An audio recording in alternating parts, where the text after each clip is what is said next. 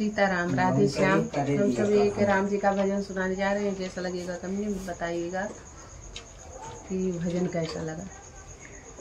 14 बरिस वनवास कैके अइले, के बाद अयोध्या में बस गइले, अइले के बाद अयोध्या में बस गइले।